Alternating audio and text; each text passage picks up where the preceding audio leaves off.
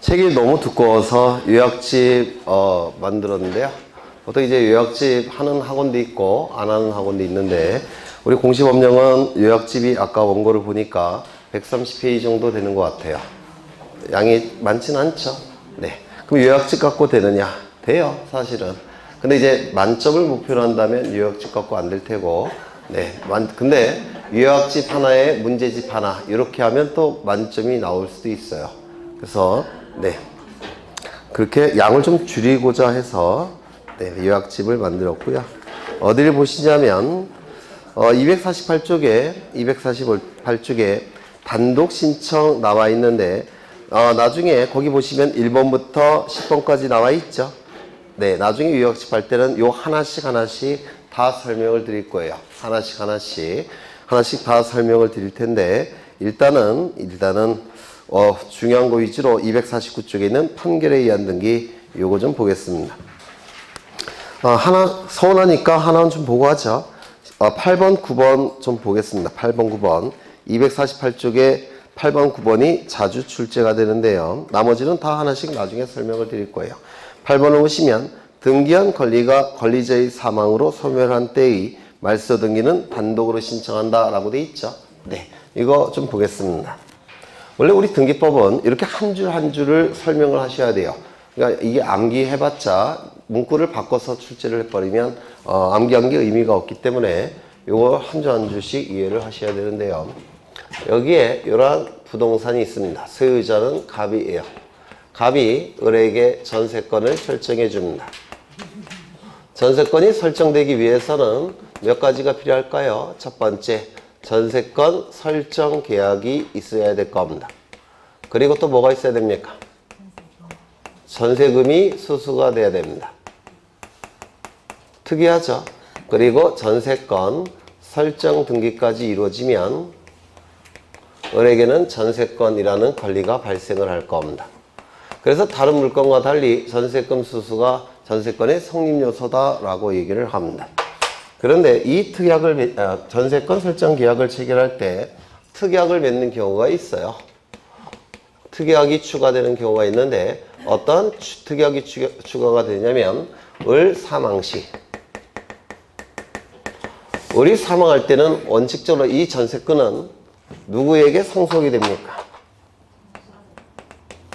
상속인에게 상속되겠죠. 자식에게 상속이 될 겁니다. 맞습니까? 그런데 갑이 을의 자식을 상당히 싫어해요. 망나니 같아서. 그래서 을은 참 불쌍하고 그래서 전세금 조금 받고 전세권을 설정해 줬는데 아들에게 넘어가는 건 너무 싫어요. 그래서 어떠한 특약을 맺었냐면 을 사망 시 이 전세권을 소멸시킨다는 특약을 맺는 경우가 있습니다. 이런 특약 맺을 수가 있어요. 그렇죠. 그러면 이제 을을 죽이겠습니다. 을을 죽이게 되면 전세권 어떻게 됩니까? 특약에 의해서 소멸이 될 겁니다. 맞습니까? 그러면 전세권이 소멸되었으니까 이 등기 어떻게 돼야 될까요? 말소가 돼야 되겠죠. 이 등기가 말소됨으로 인해서 이익이 발생한 자는 누굽니까?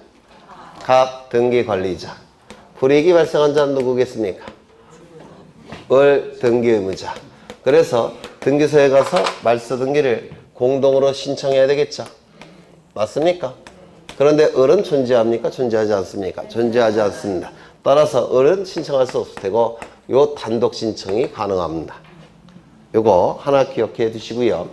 그 다음에 9번도 시험에 잘 나오니까 하나 보겠습니다. 여기에 이러한 부동산이 있고 소유자는 갑입니다. 갑이 소유자인데 갑이 을에게 전세권을 설정해 줍니다. 이 전세권이 설정되기 위해선 전세권 설정 계약이 있어야 되고, 특이하게 뭐도 수수돼야 된다고요? 전세금이 수수돼야 돼요. 전세금이 수수되지 않으면 전세권이 설정되지 않습니다. 그리고 전세권 설정 등기도 실행이 될 겁니다. 전세권 설정 등기도 실행이 될 겁니다. 그러면 을은 전세권을 취득하게 될 겁니다. 그렇겠죠? 네. 그런데 이 존속기간, 설정계약에서 정한 존속기간이 종료가 됩니다. 존속기간이 종료가 되면 이 전세권 어떻게 됩니까? 네? 민법에서 하셨겠죠? 전세기간이 종료가 되면 전세권은 어떻게 됩니까? 소멸이 될 겁니다. 전세권이 소멸되었다면 이 등기는 어떻게 될까요? 네? 말소돼야 되겠죠. 맞습니까? 그럼 이 등기가 말소됨으로 인해서 이익이 발생한 자는 누굽니까? 등기관리자. 불이익이 발생한 자는 누굽니까? 을이 될 겁니다. 등기의무자. 그래서 둘이 등기소에 가서 말소 등기를 신청하게 될 겁니다. 맞습니까? 그런데 문제는 요 놈이 죽은 건 아니고요. 소재가 불분명하다라는 겁니다. 어딘가 사라졌다는 겁니다. 그러면 말소 신청할 수 없겠죠? 네. 등기는 말소 등기를 이렇게 신청해야 되는데 말소 신청이 허용되지 않을 겁니다. 왜? 사라졌으니까. 그러면 어떻게 해야 되냐면 요 등기 권리자 갑은 법원에 공시채고를 신청합니다. 이 공시채고라는 건 뭐냐면 법원 게시판을 통해서 채고하는 겁니다. 채고가 뭔지는 민법에서 하셨죠? 네. 법원 게시판을 통해서 공적으로 채고하는 것을 공시채고라고 불러요. 그래서 법원 게시판에다가 언제까지 나타나라고 알리는 겁니다. 이를 공시채고라고 불러요.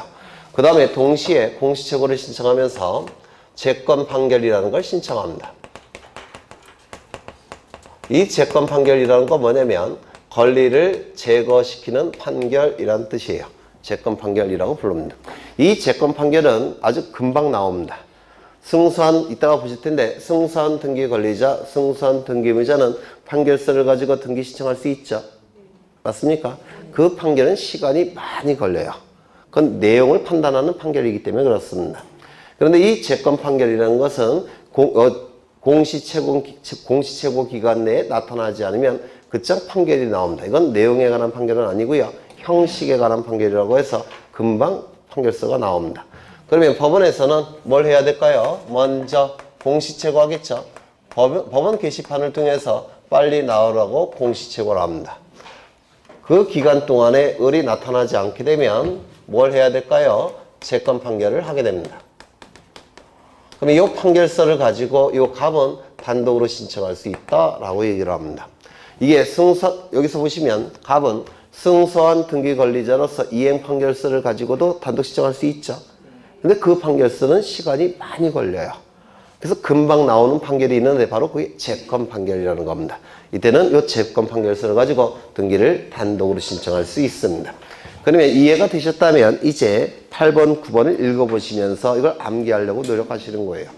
그러면 8번을 보시면 등기된 권리가 권리자의 사망으로 소멸된 때는 말소등기 단독으로 신청할 수가 있습니다. 특이하게 권리소멸 약정에 의해서 그렇습니다. 이걸 권리소멸의 약정이라고 불러요. 이걸 뭐라고 부르냐면 권리소멸의 약정이라고 부릅니다. 우리 책에 너무 간략하게 나와 있는데요. 권리소멸의 약정에 의한 말소등기를 얘기하는 겁니다. 9번째를 보시면 전세권자, 저당권자가 소재 불명된 경우 행방불명, 법조문이 행방불명이라는 용어였는데요. 개정이 되면서 소재불명으로 용어가 바뀌었는데 뭐 같은 뜻이겠죠. 소재불명된 경우 채권 판결에 의해서 전세권이나 저당권의 말소등기는 단독으로 신청할 수 있다라고 얘기를 합니다. 나머지 것들은 요약집을 통해서 하나씩 또한 설명을 드릴 겁니다. 이제 249쪽 판결에 의한 등기 보실 텐데요. 이것도 예전에 했던 건데요. 여기에 이러한 부동산이 존재합니다. 소유자는 갑이 될 거예요. 갑이 을과 매매 계약을 체결합니다. 소유권 이전 등기까지 이루어지면 갑이 가진 소유권은 을의 소유권으로 변동이 될 겁니다. 우리민법 제186조에 의해서. 이때 요 매매 계약이 체결되면 갑에게는 뭐가 발생할까요? 다시 그래야 되겠다. 갑이 을과 매매 계약을 체결하면 요 갑에게는 소유권 이전 등기 의무가 발생하죠. 을에게는 소유권 이전 등기 청구권이 발생할 겁니다. 맞습니까? 이 등기 청구권을 등기 의무자에게 행사해서 이 의무를 이행시켜야 되는데 이행을 시키는 게 뭡니까? 등기를 신청하는 거예요. 그래서 이 의무를 이행하는 것은 등기를 신청하는 겁니다. 그래서 이 등기 신청에 의해서 등기까지 이루어지면 갑이 가진 소유권은 을의 소유권으로 변동이 될 겁니다. 그래서 의무를 이행하는 것이 등기를 신청하는 행위를 하는 겁니다. 이 등기가 이루어지면, 이 의무를 이행해서 등기가 이루어지면 이 갑은 소유권을 상실하겠죠. 그러면 등기만 놓고 판단할 때 이 갑은 불이익이 발생하는 자입니다. 이러한 자를 뭐라고 불렀습니까? 등기 의무자라고 불렀고, 이 등기 청구권을 행사해서 갑과 을이 등기 신청을 하게 되면 등기관은 등기를 실행해 주겠죠. 그러면 을은 소유권을 취득할 테고, 이 등기만 놓고 형식적으로 본다면 이익이 발생한다 라고 얘기할 겁니다. 이러한 자를 뭐라고 부릅니까? 등기관리자라고 부를 겁니다. 등기의무자와 등기관리자가 등기소에 가서 공동으로 신청하는 게 바로 공동신청이라고 말씀을 드렸습니다. 맞습니까? 그래서 갑이 등기청구권을 행사해서 의무 이행을 촉구했는데 이 의무를 이행하지 않더라는 겁니다. 의무를 이행하지 않는 얘기는 등기를 신청하지 않는다는 뜻이에요. 맞습니까? 그러면 이 을은 어떻게 해야 될까요? 칼 들고 뛰어가서 협박해야 됩니까? 그러면 안 되죠. 법을 공부한 분들은 법원에 소송을 제기하는 겁니다. 법원에 소송을 제기할 때 을이 대금을 지급했다는 영수증 같은 거 제출하겠죠. 그러면 법원에서는 을 승소 판결을 내줄 겁니다. 그리고 이 판결이 확정이 되게 되면, 확정이 됐다는 얘기는 더 이상 번복될 가능성이 없다는 뜻이에요. 판결이 확정이 되면 이 을을 뭐라고 부르냐면 승소한 등기관리자라고 부릅니다. 승소한 등기관리자는 구태여 갑의 의무이행, 즉 등기신청이 없다고 하더라도 이 판결서를 가지고 등기의 진정성이 확보가 되니까 등기를 단독으로 신청할 수 있다라고 얘기합니다. 승소한 등기의무자는 판결서를 가지고 등기를 단독으로 신청하는 겁니다. 결국은 이게 뭐냐면 의무를 이행하지 않을 때 강제 집행을 통해서 판결서를 받아서 강제 집행하는 방법으로 등기를 뺏어온다는 뜻이에요. 이게 두 번째. 이러한 부동산이 있고 소유자는 갑인데요. 갑이 을과 매매계약을 체결합니다. 매매계약이 체결되면 이 갑에게는 소유권 이전 등기 의무, 을에게는 소유권 이전 등기 청구권이 발생하죠. 맞습니까? 이 갑에게는 소유권 이전 등기 의무, 그리고 소유권 이전 등기 청구권이 발생을 합니다. 맞습니까? 그 다음에 이 갑에게는 지금 소유권 이전 등기 의무가 발생한다고 했는데 등기 의무뿐만 아니라 등기 청구권도 발생해요. 그 등기 청구권의 이름은 뭘까요? 민법에서 하셨죠? 매도인은, 얘가 매도인 아닙니까? 그리고 얘는 매수인 아닌가요? 매도인은 등기 의무도 발생하지만 등기 청구권도 하나 발생해요. 그 등기 청구권의 이름이 뭐죠? 소유권 이전 등기 수취 청구권이라는 권리가 발생합니다. 또는 인수 청구권이라고도 불러요. 수취 청구권, 인수 청구권. 민법에서 하셨습니까? 하셨을 거예요. 그러면 이 을은 소유권 이전 등기 수취 의무가 발생을 합니다. 즉 인수 의무 발생합니다. 수취라는 용어는 대법원이 쓰는 용어고요. 인수라는 용어는 학자들이 쓰는 용어예요. 그래서 매도인, 매수인은 양쪽 다 등기 청구권, 등기 의무가 다 발생을 합니다. 이때 세금은 전부 다 얘한테 부과가 되겠죠. 을 명의로 등기가 넘어가시기 전까지는. 맞습니까? 그렇죠. 여기서 소유권 이전 등기까지 이루어지게 되면 갑이 가진 소유권은 을의 소유권으로 변동이 될 겁니다. 등기가 이루어지면 갑은 소유권을 상실하겠죠. 소유권을 상실할 테고 등기만 놓고 형식적으로 판단한다면 갑은 불이익이 발생을 한 자입니다. 이러한 자를 뭐라고 불렀습니까? 등기 의무자. 등기가 이루어지면 을은 소유권을 취득하게 될 겁니다. 따라서 등기만 놓고 형식적으로 판단한다면 을은 이익이 발생하는 자고 이러한 자를 뭐라고 부릅니까? 등기관리자라고 부를 겁니다. 세금은 적고 갑에게 부과가 됩니다. 갑의 이름으로 등기가 되어 있을 때는. 따라서 갑은 갑은 등기 명의를 빨리 넘기고 싶어요. 그래서 갑은 이 등기 수취 청구권을 행사해서 이 의무를 이행하도록 시켜야 되는데 이행하는 것이 바로 등기를 신청하는 겁니다. 그래서 등기가 이렇게 신청이 되면 을 명의로 등기가 실행이 될 테고 소유권은 넘어가게 될 겁니다. 그런데 이 을이 착거 의무를 이행하지 않더라는 겁니다. 즉 등기 신청을 하지 않더라는 겁니다. 이유를 따져봤더니 을에게는 채권자가 이렇게 있습니다. 그래서 채권자가 존재하니까 을의 이름으로 등기가 실행이 돼버리면 강제 집행을 통해서 뺏어갈 것 같으니까 이 을이 대금을 지불해도 불구하고 등기를 안 받아가는 상황입니다. 그런 상황이 있을 수 있겠죠. 네. 그러면 세금은 자꾸 갑에게 부과할 테고 이때도 실컷 들고 뛰어가서 협박해야 됩니까? 그건 안 되겠죠. 네. 갑은 어디로 갈까요? 법원으로 가는 겁니다. 법원으로 가는 것을 소를 제기한다라고 불러요. 소가 제기가 되면 법원에서는 갑 승소 판결을 내줄 겁니다. 그리고 이 판결이 확정이 됐다면 이 갑을 뭐라고 부릅니까? 승소한 등기의무자라고 부르는 겁니다. 이 승소한 등기의무자는 상대방의 등기 신청이 없어도, 즉 의무 이행이 없어도 단독으로 등기 신청해서 등기를 시행할 수가 있습니다. 그래서 이 판결서가 결국은 강제 집행권원, 집행권원이 되는 겁니다. 그래서 집행권원으로 이제 등기를 빨리 넘기는 겁니다. 요게. 그래서 승소한 등기 권리자, 승소한 등기 의무자는 판결서를 가지고 등기를 단독 신청할 수 있다라고 얘기합니다. 판결서라는 등기의 진정성을 확보할 수 있는 장치가 마련되어 있기 때문에 그렇습니다. 이때 이 판결은 이행 판결일 걸 요구합니다. 이행 판결을 가지고 승소한 등기 권리자, 등기 의무자는 판결서를 가지고 단독으로 신청할 수 있는 겁니다. 예전에 설명드렸는데요. 판결서는 주문과 이유로 구성되어 있다고 했죠. 이 주문은 주된 문장이라는 뜻인데 법원의 판단 중에서 결론에 해당되는 부분이에요. 그걸 주문이라고 부릅니다.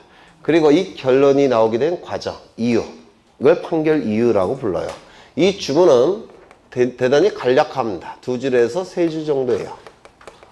이 주문의 끝문장이 무엇을 확인한다 이렇게 끝나면 이 판결을 뭐라고 불렀습니까?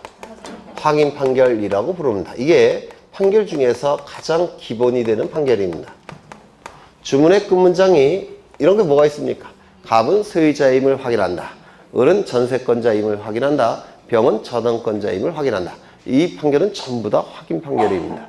그 다음에 주문의 끝문장이 무엇을 이행하라 이렇게 끝나면 이를 이행 판결이라고 불러요. 갑은 소유권 이전 등기 의무를 이행하라. 을은 저당권 설정 등기 의무를 이행하라. 병은 전세권 이전 등기 의무를 이행하라. 이렇게 이행하라로 끝나는 판결은 무조건 이행 판결이에요. 그 다음에 뭐뭐 한다로 끝나는 경우가 있습니다. 갑남과 을녀는 이혼한다. 그러면 법률 관계가 형성이 돼버려요. 이를 형성 판결이라고 부릅니다.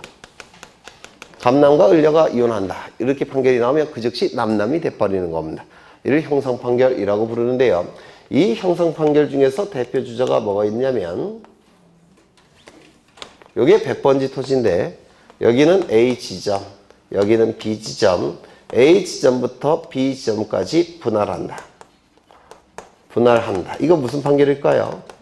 형성 판결입니다. A 지점부터 B 지점까지 분할한다. 그래서 이 공유물 분할 판결은 대표적인 형성 판결이에요. 공유물 분할 판결은 네. 그러면 이 판결은 무슨 판결이어야 되느냐면 여기 보시면 이 판결은 뭐라고 주문의 끝문장이 나오겠습니까? 갑은 소유권 이전 등기 의무를 이행하라 이렇게 판결이 나옵니다. 갑은 2017년 5월 14일 날 체결된 매매 계약으로 인해서 발생한 소유권 이전 등기 의무를 이행하라 이렇게 판결이 나옵니다. 따라서 이 판결은 무슨 판결이 된다고요? 이행 판결. 이 판결은 주문의 끝문장이 뭐라고 나오겠습니까? 을은 소유권 이전 등기 수취 의무를 이행하라 이렇게 나옵니다. 따라서 이 판결도 이행 판결이에요.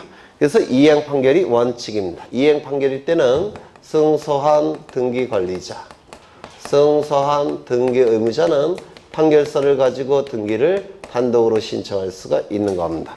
분명히 승소한이라는 표현이 있습니다. 23조 제4항에 따라서 패소한 등기 권리자, 등기 의무자는 등기를 신청할 수 있다 없다? 없습니다. 이행 판결의 경우에는 승소한 등기 권리자, 승소한 등기 의무자만 판결서를 가지고 등기를 단독으로 신청할 수 있습니다. 두 번째, 그렇다면 형성 판결의 일종인 공유물 분할 판결은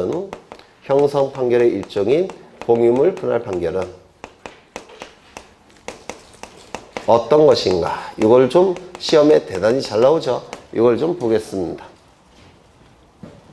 여기에 부동산이 있습니다. 이 부동산은 100번지 토지고요. 100번지 토지고 도로는 이렇게 나 있고요. 갑은 2분의 1 지분을 가지고 있고 을도 2분의 1 지분을 가진 상태예요. 그래서 등기부에는 어떻게 등기가 되어 있냐면 이렇게 등기가 되어 있을 겁니다.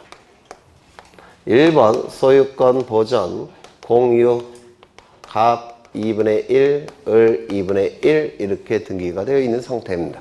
근데 각각 을이 하루는 술 먹다가 정당 얘기하고 종교 얘기하다가 대판 싸웠습니다. 그래서 갑이 을 보고 이렇게 얘기합니다. 나 너랑 같이 등기부에 이름 올릴 수 없으니까 이것 쪽에 나눠 갖자. 따로 갖자. 이렇게 얘기를 해요. 그럴 수 있겠죠? 네. 그래서 갑이 을에게 어떻게 제안을 했냐면 여기가 A 지점이고 여기가 B 지점이니까 이렇게 분할해서 공평하게 여기는 100제곱미터 여기도 100제곱미터 공평하게 이렇게 나눠 갖자. 이렇게 제안을 해요. 나쁜 놈이죠. 가격은 한 3배는 비쌀 겁니다. 도로변이니까. 그렇죠. 그러면 요 을이 바보가 아닌 이상 받아들이지 않겠죠. 근데 이놈이 얼마나 나쁜 놈이냐면 받아들이지 않으니까 소송까지 제기해요. 법원에. 어떤 소송을 제기하냐면 공유물 분할에 관한 소송을 제기를 하더라는 겁니다. 이때 갑을 뭐라고 부르냐면 소송을 제기한 자를 원고, 소송을 제기당한 자를 피고 이렇게 얘기를 합니다. 그럼 법원에서는 이렇게 분할해 줄까요? 이렇게 분할을 해주지 않을 겁니다. 이렇게 분할을 해줄 겁니다. C 지점부터 D 지점까지 분할한다. 이렇게 판결이 나올 겁니다. 맞습니까? 공유물 분할 판결은 무슨 판결이라고요? 형성 판결. 맞습니까? 그러면 이쪽은 갑이 가질 테고 그 다음에 이 아래쪽은 을이 취득할 텐데요. 이 공유물 분할은 법적 성질이 뭡니까? 네? 민법에서 하셨을 텐데 이 지분은 이쪽에 이 모든 토지에 있는 점들은 다 이렇게 나눠가는 거죠. 갑, 을 똑같이 이쪽에 있는 점들도 전부 다 이렇게 나눠간다고 했죠. 맞습니까? 그런데 이쪽은 다 갑 소유로 분할하고 이쪽은 다 을 소유로 분할한다면 여기는 뭘로 바뀌어야 됩니까? 갑이 을로 바뀌어야 되죠. 맞습니까? 그럼 여기는 뭘로 바뀌어야 됩니까? 을이 갑으로 바뀌어야 되죠. 맞습니까?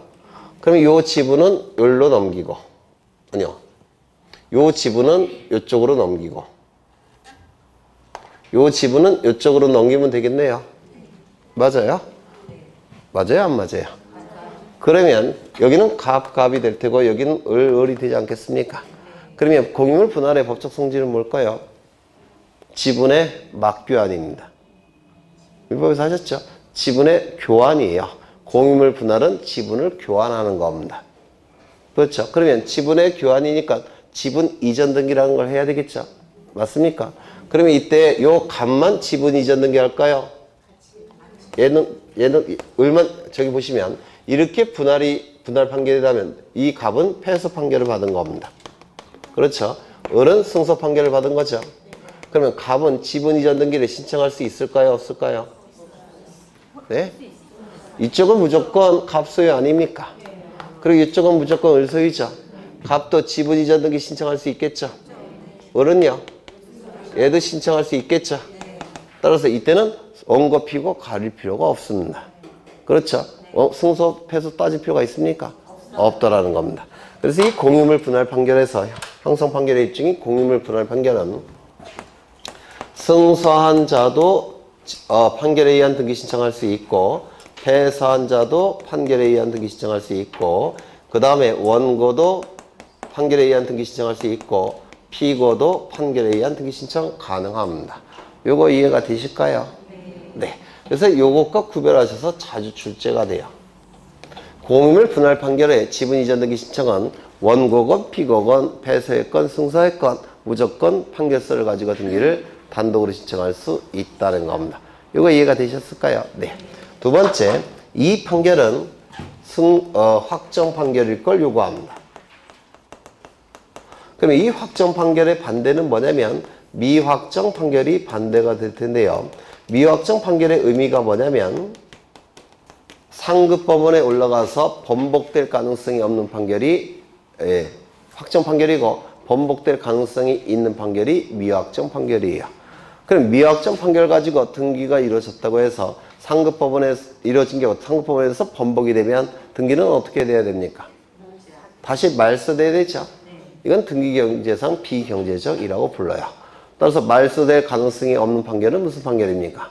확정 판결이에요. 따라서 확정 판결이야지만 등기를 단독으로 신청할 수가 있는 겁니다. 미확정 판결은 등기를 단독으로 신청할 수 없습니다. 즉 상급법원에 올라가서 번복될 가능성이 없는 판결, 그 판결이어야지만 등기를 단독으로 신청할 수 있다는 겁니다. 이거 이해가 되실까요? 네. 그렇다면 확정된 판결이라는 것을 등기관에게 확인시켜야 되겠죠. 따라서 확정증명서라는 것을 제출해야 됩니다. 확정증명이라는 서류를 제출해야 돼요. 이거 이해가 되실까요? 네. 세 번째, 그렇다면 가집행 선고부 판결서를 가지고 등기를 단독으로 신청할 수 있을까요? 없을까요? 여기서 가짜는 임시 가짜예요. 그래서 임시로 강제 집행할 수 있음을 선고한 판결이라는 뜻입니다. 그럼 임시라는 표현은 미확정과 같은 뜻이에요. 따라서 이건 미확정 판결이니까 이 미확정 판결을 가지고 등기를 단독으로 시작할 수 있다 없다? 없다라고 얘기를 합니다. 여기서 주로 출제가 돼요. 여기서 네. 그래서 몇 가지를 더 확인할 건데요. 249쪽에 판결에 의한 등기 나와 있고요. 판결에 의 나와 있는데 승소한 등기 권리자, 승소한 등기 의무자만이 판결을 가지고 등기 신청할 때 이 판결은 무슨 판결입니까? 이행 판결. 넷째 줄에 나와 있죠. 이행 판결의 경우에는 승소한 등기 권리자, 승소한 등기 의무자만이 판결서를 가지고 단독으로 신청할 수 있을 겁니다. 형성 판결의 일종인 공유물 분할 판결은 승소한 자만 신청할 수 있습니까? 아니죠. 승소건, 패소건 다 신청할 수 있다고 그랬죠. 원고건, 피고건 다 신청할 수 있을 겁니다. 이유를 보시면 판결은 무슨 판결이어야 된다고요? 확정 판결일 것을 요구합니다. 미확정 판결은 번복될 가능성이 있기 때문에 등기해봤자 나중에 말소될 가능성도 있습니다. 그래서 확정 판결일 걸 요구하고요. 그 다음에 그 밑에 보시면 두째 줄에 확정 판결 밑에 확정 판결에 의하여 확정된 채권은 일반적으로 10년의 소멸시효에 걸린다 이렇게 돼 있죠. 그래서 소멸시효라는 거 민법에서 하셨습니까? 네. 일정한 기간이 경과가 되면 권리를 소멸시켜주는 제도가 소멸시효라고 하는데 보통은 판결 확정 시점부터 10년 걸리면 10년이 경과가 되면 권리가 소멸이 됩니다. 그런데 그 확정 판결이 소유권 이전 등기 절차 이행을 명하는 판결일 때는 확정된 시기를 묻지 않고 판결에 의하여 소유권 이전 등기 시정할 수 있다. 밑줄 치시고 꼭 기억하셔야 되는데요. 판결이 확정이 됐습니다. 판결이 확정이 되면 이제 이 등기 청구권은 판결이 확정된 시점부터 10년이 경과가 되면 이 등기 청구권은 어떻게 됩니까? 시효로 소멸이 됩니다. 맞습니까? 판결이 확정된 시점부터 10년이 경과가 되면 의뢰 등기 청구권은 시효로 소멸이 돼버려요. 그 말은 갑의 등기 의무도 시효로 소멸합니다. 이것도 없어지고 이것도 없어지더라는 겁니다. 10년이 경과가 되면. 이거 되셨을까요? 그런데 판결서는 가지고 있죠. 판결서를 가지고 있기 때문에 판결서를 가지고 등기를 단독으로 신청했을 때 여기 등기관은 이 등기를 해줄까요? 안 해줄까요? 해줘야 됩니까? 왜요? 네? 큰 소리. 네. 아니에요. 판결 확정 시점부터 10년이 경과가 되면 시효로 소멸돼요. 판결이.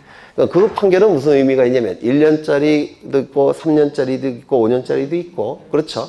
근데 판결이 확정이 되면 무조건 그 시점부터 10년짜리로 바뀌어요. 그게 단기 소멸시효 기간이 판결이 확정이 되면 장기 10년짜리로 바뀝니다. 그런 의미가 있어요. 소멸시효 걸리지 않는 게 아니에요. 걸려요. 그래서 금방 말씀드렸잖아요. 10년이 경과가 되면 시효로 소멸이 돼버립니다. 없어져 버려요. 그럼 없어졌다면 판결서를 가지고 등기를 신청할 수 있느냐? 이전 등기를 신청할 수 있느냐? 있다 없다? 있습니다. 이유는요? 네? 왜 할 수 있냐고요? 왜 할 수 있냐고요? 왜 대답이 돼야지만 이해를 하신 건데 왜 대답을 못 하시면 그건 암기가 되신 거예요. 그럼 암기가 되시면 좀 어려워져요. 외울 게 많아지니까. 네? 묻지도 따지지도 않고. 안 그래요. 왜 묻지도 따지지도 다 근거가 있죠. 근거가 뭐냐면요. 권리의 소멸 여부, 존재 여부는 법관만이 판단할 수 있습니다. 우리나라에서. 네, 법관만이 판단할 수 있지 일개 등기관은 이걸 판단할 권한과 자격이 없습니다. 등기관은 형식적 심사권밖에 없다고 했죠. 첨부된 서면을 가지고 신청 정보를 확인할 수 있을 뿐입니다. 그래서 등기관은 소멸시효가 완성이 되는지 여부를 판단할 권한과 자격이 없어요. 따라서 이 판결서를 가지고 등기 신청할 수 있습니다. 그러면 이 등기가 실행이 될 겁니다. 그러면 어른 소유권 취득합니까? 네? 취득해요? 못해요. 그냥 등기가 실행이 됐을 뿐이지 어른 소유권을 취득하지 못합니다. 왜요? 등기 청구권 자체가 없어졌고 등기 의무 자체가 없어진 겁니다. 그래서 어른 소유권 취득하지 못합니다. 그러면 을묘기로 등기가 됐다면 갑은 가만히 있을까요? 가만히 안 있을까요? 가만히 안 있겠죠? 따라서 이 등기는 말소됩니다. 말소되는 거예요. 그래서 을이 소유권을 취득하는 건 아닙니다. 시효로 소멸되었기 때문에. 그래서 민사소송을 통해서 이 등기는 나중에 말소가 될 겁니다. 그래서 을은 좋아할 필요가 없어요. 요게, 네. 이거 되셨을까요? 네. 청구권이 시효로 소멸되었기 때문에 그래요. 네. 그런 뜻이고요. 그 다음에 그 문구를 꼭 기억하셔야 되고요. 그 다음에 거기 디귿을 보시는데, 확정 판결과 동일한 효력이 있는 화해조서, 인락조서, 조정조서, 조정에 가름하는 결정은 단독으로 등기를 신청할 수 있다 이렇게 돼 있죠. 이 서류들의 공통점은 뭐냐면 법관 앞에서 법원 사무관이 작성된 서류들입니다. 법관 앞에서 법원 사무관들이 작성한 서류들이에요. 왜? 옛날에 사랑과 전쟁 보시면 신구가 재판장으로 앉아있고 옆에 공무원 하나 앉아있고 그 앞쪽에는 의사들이 2명, 정혜리랑 또 어떤 남자 이렇게 앉아있던데, 사랑과 전쟁 보신 적 있으세요? 네. 그게 뭡니까? 조정이죠. 이혼 조정 아닙니까? 네. 그렇죠. 그러면 신구는 뭡니까? 법관이죠. 그리고 그게 워드 작업하는 그 직원 하나 있었죠. 그게 법원 사무관 등이라고 불러요. 사무관 직급은 아니고요. 법원 공무원이라는 뜻입니다. 그래서 법관 앞에서 법원 사무관 등이 작성한 서류들이에요. 거기 있는 것들이. 그래서 법관 앞에서 법원 사무관이 작성한 서류들이기 때문에 확정 판결과 같은 효력이 있습니다. 요게. 확정 판결과 같은 효력이 있어요. 이거 이해가 되실까요? 따라서 이러한 서류를 가지고 단독으로 신청할 수가 있습니다. 그런데 그 밑에 공정증서가 있는데요. 공정증서는 법관 앞에서 법원 사무관이 작성한 서류가 아닙니다. 이건 공증인 사무실에서 공증인이 작성한 서류고요. 공증인은 변호사에 불과합니다. 법관이 아니에요. 따라서 이 공정증서를 가지고 등기 신청할 수 있겠습니까? 없다라고 얘기합니다. 공정증서 기억하셔야 될 겁니다. 그 다음에 신청인, 승소한 등기 권리자, 승소한 등기 의무자만이 판결서를 가지고 등기를 단독으로 신청할 수 있다고 그랬죠. 패스자는 신청할 수가 없습니다. 다만 거기 C번을 보시면 공유물 분할 판결은 형성 판결이라고 했죠. 공유물 분할 판결만큼은 승소한 자뿐만 아니라 패소자도, 원고뿐만 아니라 원고건, 피고건 다 판결서를 가지고 등기를 단독으로 신청할 수 있다라고 얘기를 했습니다. 그 정도 보시면 될 것 같고요. 한 페이지 넘겨보시면 여기서 출제될 수 있는 게 있는데요. 거기 디귿 있습니까? 디귿. 이행 판결의 경우 판결에서 정하는 권리 변동의 원인은 판결이 아니라 법률 행위가 되는 겁니다. 여기서 이 등기의 원인 행위는 뭘까요? 이겁니다. 맞습니까? 이 등기의 원인 행위는 당연히 이거겠죠. 그래서 이 등기 원인 행위는 보통 이 주문에 기록되어 있습니다. 이렇게 기록되어 2017년 5월 30일 날 체결된 매매 계약에 의해서 갑은 소유권 이전 등기 의무를 이행하라 이렇게 보통 주문이 나옵니다. 그러면 거기에는 등기원인 날짜와 등기원인이 기록되어 있어요. 주문에. 그래서 그 판결서 주문에 기록되어 있는 그 법률행위와 그 날짜를 기록을 하는 겁니다. 그래서 첫째 줄 법률행위, 둘째 줄 법률행위 발생 연월일, 거기 밑줄 치시입니다. 그래서 등기원인은 법률행위 자체를 기록하는 것이고, 등기원인 날짜는 그 계약 체결일, 법률행위 체결일, 법률행위 한 날, 그날을 기록하는 겁니다. 그런데 거기 밑에 점 하나 있죠. 주문에 등기원인 날짜와 등기원인 날짜가 기록되지 않는 경우도 있어요. 법관이 깜빡하고. 그럴 수 있죠. 그러면 주문에 기록된 법률행위와 법률행위 날짜를 기록해야 되는 등기부의 등기원인과 연월일로 기록해야 되는데 주문에 기록되지 않으면 어떻게 해야 되느냐. 다시요. 주문에 법률행위와 법률행위 한 날짜가 그 주문에 있다고 했죠. 그럼 거기에 기록된 것을 등기부의 등기원인과 연월일로 기록하는 겁니다. 그런데 주문에 그런 것들이 기록되어 있지 않더라는 겁니다. 그때는 등기부에 빈칸으로 내버려둬야 됩니까? 그건 아니겠죠. 그때는 뭘 기록하느냐. 등기원인은 확정 판결로, 그 위에 있죠. 등기원인은 확정 판결로 기록하는 것이고요. 등기원인 날짜는 뭐로 기록합니까? 선고 연월일을 기록하는 겁니다. 이것 좀 기억하시죠. 원래 주문에 기록된 등기원인 날짜를 기록함이 원칙이지만 주문에 등기원인과 그 날짜가 기록되어 있지 않다면 그때를 대비해서 뭐라고 규정되어 있습니까? 등기원인은 확정 판결, 등기원인 날짜는 판결 선고일을 기록하는 겁니다. 이게 출제되면 좀 어려운 문제로 출제되는 겁니다. 그 다음에 그 밑에 형성 판결이 있죠. 형성 판결은 셋째 줄 보시면 이거 외우시죠. 공유물 분할. 옆에 확정 판결 확정일 있습니까? 네, 요거 두 개 외우십니다. 이행 판결은 뭘 기록한다고요? 확정 판결, 선고 연월일. 형성 판결을 뭐를 기록한다고요? 공유물 분할, 판결 확정일. 이건 좀 외워두실 필요가 있습니다. 어렵게 출제되면 이것도 출제가 가능합니다. 그 다음에 상속으로 인한 등기 보실 건데요. 1번 하나 기억하시면 될 것 같은데 1번 이것도 했던 거예요. 여기에 이러한 부동산이 있고요. 소유자는 갑입니다. 갑에게는 자식이 셋이 있습니다.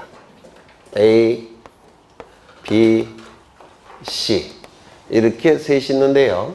갑을 죽이겠습니다. 이렇게 죽은 자를 뭐라고 부르냐면 피상속인이라고 불러요. 그러면 피상속인이 가지고 있는 모든 재산적 권리와 의무는 포괄해서 요 상속인 ABC에게 승계가 이루어집니다. 이를 뭐라고 부르냐면 상속이라고 불러요.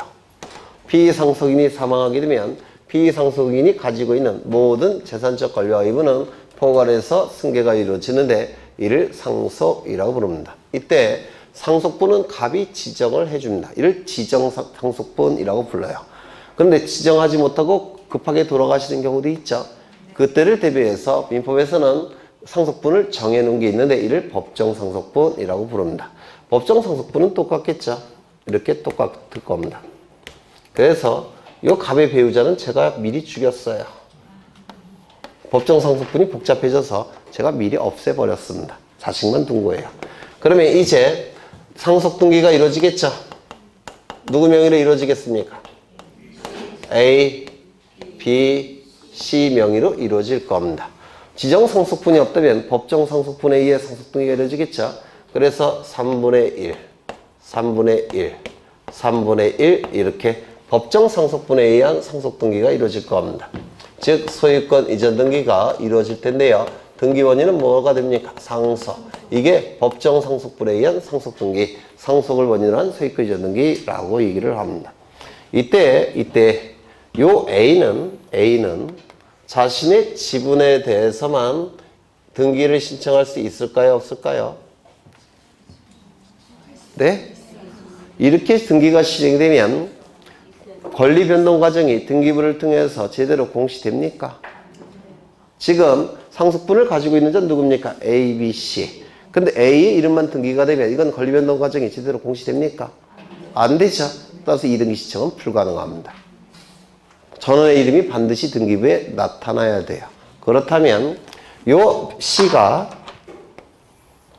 이 등기를 신청할 수 있을까요? 네?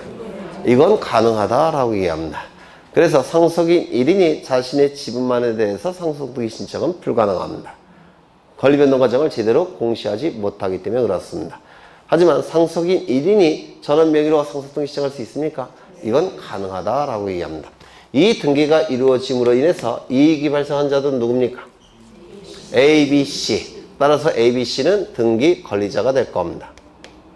그렇겠죠? 등기 권리자는 A, B, C가 될 겁니다. 이 등기가 이루어짐으로 인해서 불이익이 발생한 자는 누굽니까? 네? 누구예요? 갑이죠. 그런데 갑은 돌아가셨죠. 따라서 존재하지 않습니다. 따라서 이 법정 상속분에 의한 상속등기는 단독 공동, 단독 신청이 될 겁니다. 맞아요? 안 맞아요? 맞죠? 그리고 이것도 기억하셔야 합니다. 상속인 1인이 자신의 상속분만에 대해서 상속등기 신청할 수 없습니다. 전원 명의로 상속등기가 실행이 돼야 돼요. 되셨을까요? 네. 이때 A, B, C가 아버지가 돌아가신 바람에 이런 등기를 실행했는데요. 요 A의 직업은 뭐냐면 무직. 몇 년 동안? 30년 동안. 이유는 고시공부. 당연히 비혼.